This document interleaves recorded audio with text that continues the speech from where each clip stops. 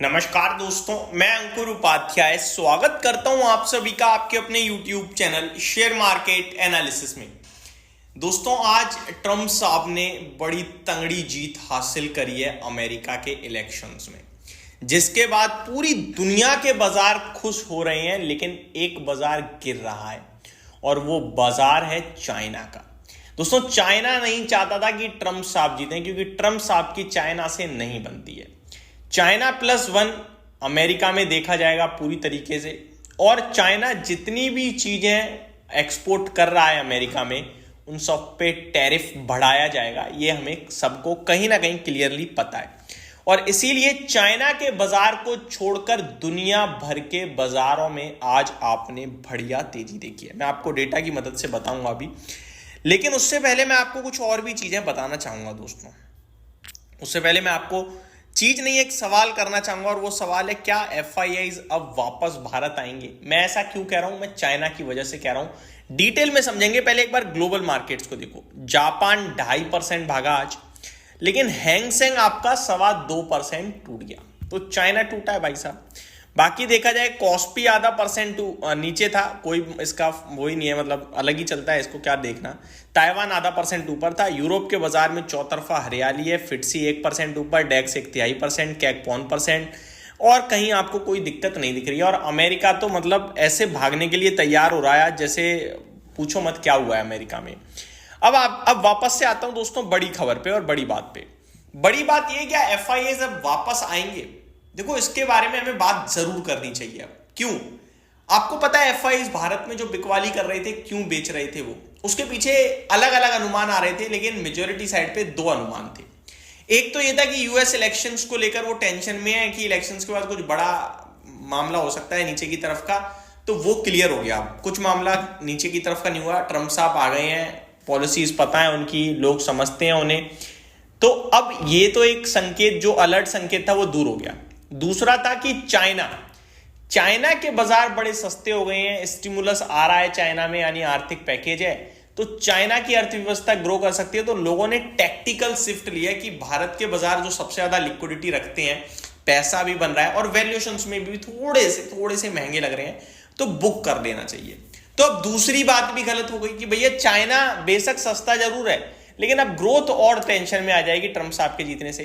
तो क्या वो टैक्टिकल मूव वापस से भारत की तरफ शिफ्ट होगा? ये अपने आप में समझना जरूरी है। अगर किसी को मेरी बात समझ में नहीं आई है तो मैं शॉर्ट में दोहराना चाहूंगा।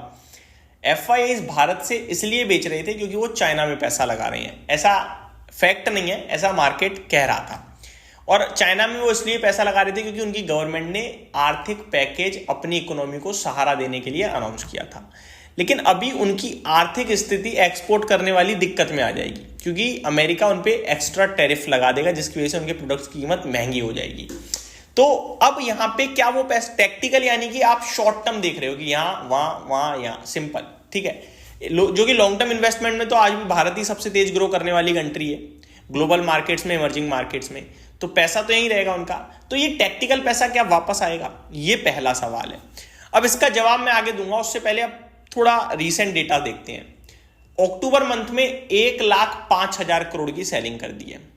1,05,000 करोड़ आप ऑलरेडी बेच चुके हो, जो कि बहुत भारी है। और इस समय दुनिया भर के बाजारों से अच्छे संकेत आने लगे हैं, जितनी भी टेंशन थी वो दूर हो गई हैं। क्या इस 1,04,000 करोड़ की सेलिंग के बाद इस महीने 20,000, 25,000, 30,000 करोड़ का इनफ्लो हो सकता है? अगर हो गया तो बाजार भाग सकता है भाई साहब। उसके पीछे क्या रीजन होगा? एक FIIs की बाइंग, दूसरा रिटेल का मूड बदल जाएगा और वो वापस पॉजिटिव हो जाएगा।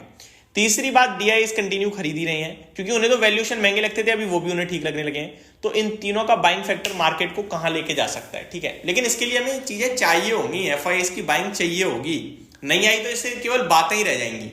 अब अगर मैं आज के डेटा की बात करूं तो आज तो FIIs बिल्कुल इंटरेस्टेड नहीं लग रहे, वो तो आज भी बेचकर चले गए।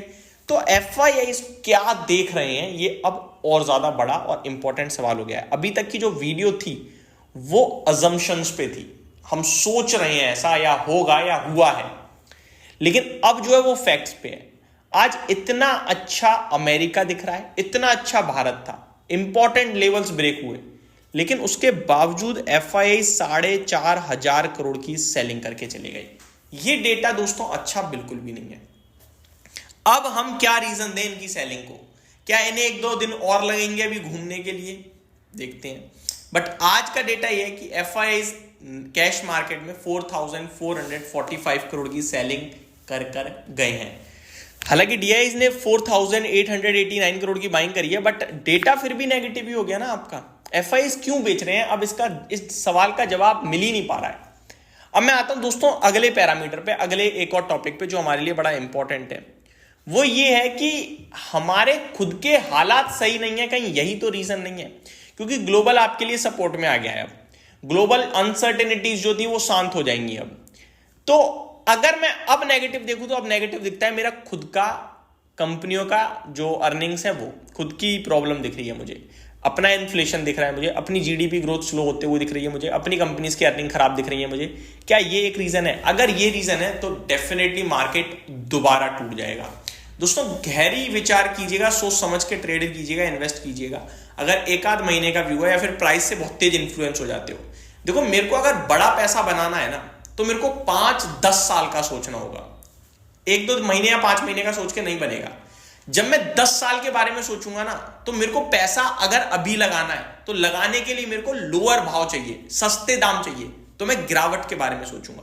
तो अगर गिरती है और आपको अपनी जिंदगी वेल्थ बनानी है, अपनी जिंदगी बदलनी है शेयर बाजार से, तो आप गिरावट में पैसा लगाना, भागना मत। अगर आप 2-4 महीने पैसा बनाना चाहते हो, आज खरीद के कल खेलना चाहते हो, तो आप भैया भगवान से हाथ जोड़ते रहो कि तेजी चलती रहे, बात खत्म। सिंपल लॉजिक है भाई साहब। अगर आपने आज गिरावट में खरीद लिया तो 10 साल में बहुत बड़ा पैसा बना लोगे। लेकिन आप आज पैसा लगा रहे हो, 10 साल में बनाना चाहते हो और आज ही तेजी चाहते हो, तो आपको हर बार महंगे दाम पे खरीदना पड़ेगा, ये समझ लो। तो अगर लॉन्ग टर्म इन्वेस्टर हो तो गिरावट से मत डरो, अगर शॉर्ट टर्म वाले हो तो भैया अभी तो टेंशन बन सकती है।